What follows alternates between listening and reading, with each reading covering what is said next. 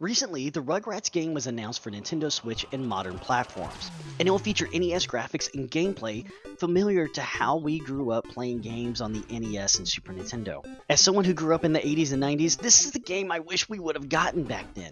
But this got us thinking, what games for the NES are not just age appropriate for small kids, but kids of all ages, and are perfect for introducing kids to retro NES gameplay? As parents, we came up with a list that are not filled with Contra and Castlevania or games that are going to be frustratingly hard or games that are going to feature mature content. Every game we picked out on this list you can play on either an actual NES or we tried to find games that are diverse across multiple platforms. I'm Craig from Out of Control Games, and this is our list of great retro NES games for kids. Bugs Bunny's Birthday Blowout is a game that got a bad reputation due to negative reviews by the angry video gamer. However, this game is not that bad, honestly. It's a very easy game to play, and it's extremely generous with the hit detection and the lives, and there's no timer on these levels. You can get the cartridge for around $10 now, which is extremely reasonable considering $60 plus games that are out there now. Plus, one of the things we like about it is it's extremely easy. Yes, the music might get repetitive, and the gameplay and level design is not truly inspired, but this is a game for kids. It's not supposed to be a AAA budget title, it's a cheaper game put out for kids of young ages. So if you have an open mind, we definitely recommend this game. It's part of the Crazy Castle series, it is single player, and it's a great time and not a bad game at all. Odds are, if you grew up with a Nintendo in your household during the 80s and 90s, you probably had Duck Hunt. And Duck Hunt is one of those games that is just so easy to pick up and play. Back a couple years ago, we found a 10-inch CRT TV at a garage sale, and my oldest fell in love with Duck Hunt. And now we've come to the point where you can now play Duck Hunt on a modern TV. Granted, you have to either have a clone console or a top-loader Nintendo, and you have to purchase a special light gun. So, accessories are required. However, you can get this game extremely cheap as a physical cartridge. And we'd love to see this re-release for the Nintendo Switch, and it got a Wii U release at some point.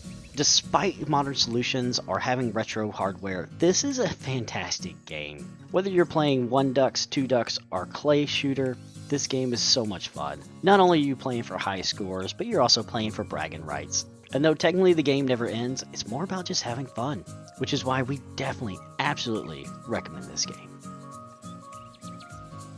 As we were reviewing the list of NES games, the Sesame Street games came up, and we felt like this is a great recommendation for toddlers or young children that are still learning their letters and their numbers. While the games themselves are not entertaining for adults, they definitely can be for little kids. They're super easy to pick up and play, there's multiple game modes, and there's really not much more to say than that. Sesame Street ABC focuses on spelling as well as recognizing letters, and then Sesame Street 123 is the same except for numbers. There are math games as well as counting, and so it's not too hard to pick up and play. Both of these are extremely cheap, so whether you have a clone console or an NES, you can play them that way. However, they also have not been re-released for modern platforms. Keep that in mind too. Either way, this is a great recommendation for toddlers and small children. At first glance, Tiny Toon Adventures might seem like a cash grab game from the 90s, but it is more than that in fact. You actually play as Buster Bunny, who plays similar to Sonic the Hedgehog, as well as supporting cast of characters. You have Plucky Duck, Furball, and Dizzy Devil. All 4 characters play differently and similarly in the same time. Plucky Duck not only allows you to jump high, but he also allows you to float much like you would with the raccoon tail from Super Mario Bros. 3. You also have Furball, who can not just cling onto walls, but even wall jump, which is a really cool feature to see in an NES game. And then Dizzy Devil has his trademark spinning much like the Tasmanian Devil, and it has a power meter that recharges. All 4 characters are pretty fun to play with, and the antagonists are the antagonists from the cartoon. Yes, it is a cartoon-based game, but it's actually pretty fun. I had a great time capturing gameplay footage for this, and would definitely recommend it. Also, it is pretty affordable, usually hovering around $15 before shipping.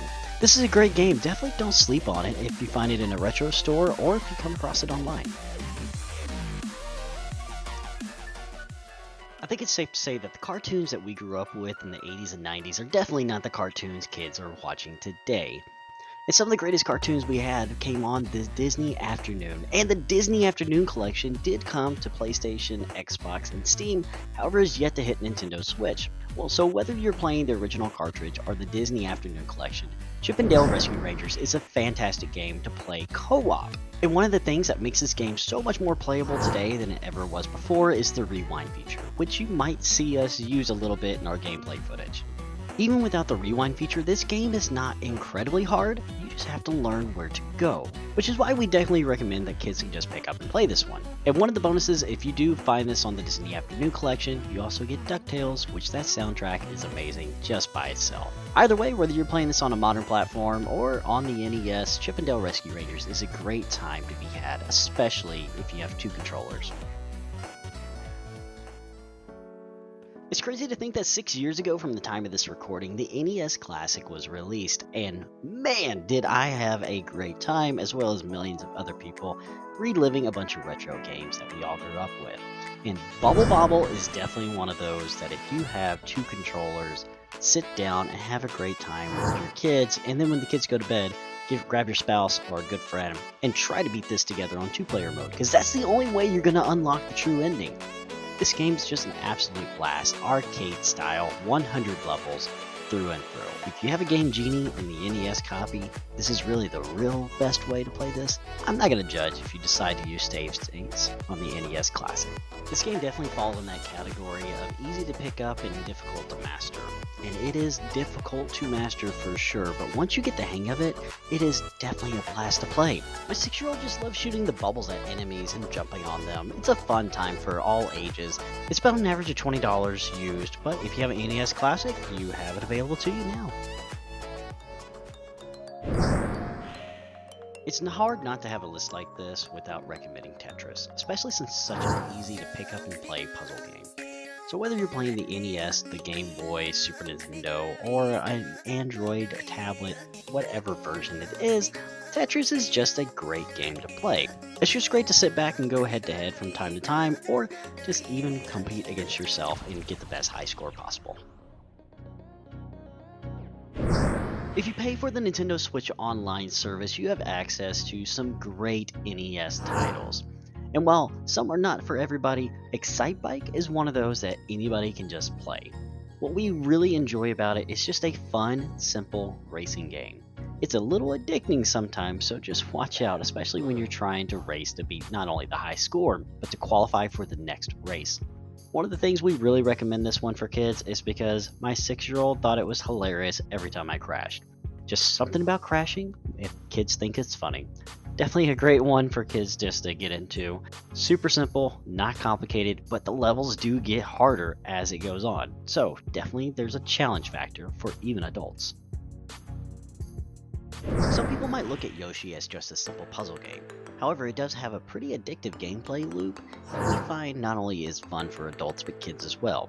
The goal is to hatch as many Yoshis as you can. You have two halves of the eggshell, and you can fill the eggshell with as many enemies as possible, having the bottom half and the top half meet, and depending on the number of enemies you have in between the top and bottom, depends on the size of the Yoshi you have. Yes, it's simple in theory, but the game does get more complex. And if you play head-to-head, it's actually pretty fun to go against each other's high scores. Again, this one's on the Nintendo Switch Online service, so definitely fun to check out. Kirby's Adventure is one of the last games that was released for the NES, and it shows in a very positive light. This game is absolutely fantastic to play and is the basis for Kirby moving forward at this point in time. Everything that you've played as far as a Kirby game was built off this mechanic of eat your enemies, steal their abilities, and move forward through the level and solve puzzles in each level. Kirby's Adventure is a fantastic time, and it's not just a simple platformer, there's some depth to it as well.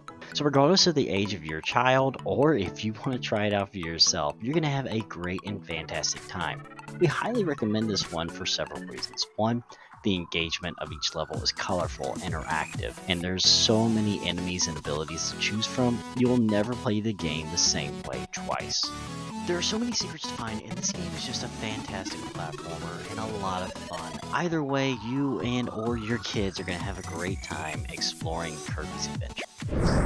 It would be super easy to come up with some sort of expose on why Super Mario Bros. Is the greatest video game or the greatest NES game of all time.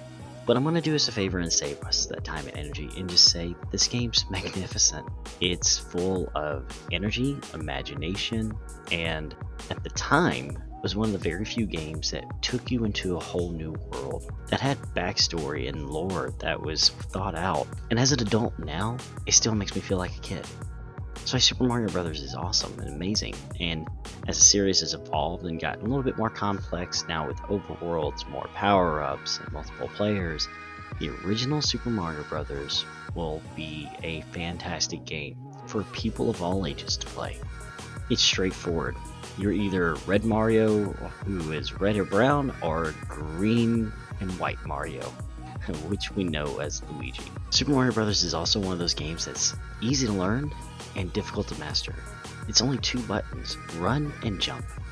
There are so many fantastic NES games that we could recommend for kids. We might just have to do a whole other list, especially missing games like Legend of Zelda, Battletoads, Contra, and other games. They're definitely going to be great for older kids as well.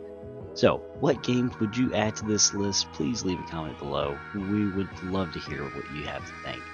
Hey, stay healthy, stay happy out there. Life is out of control enough as it is. Don't let your gaming be as well.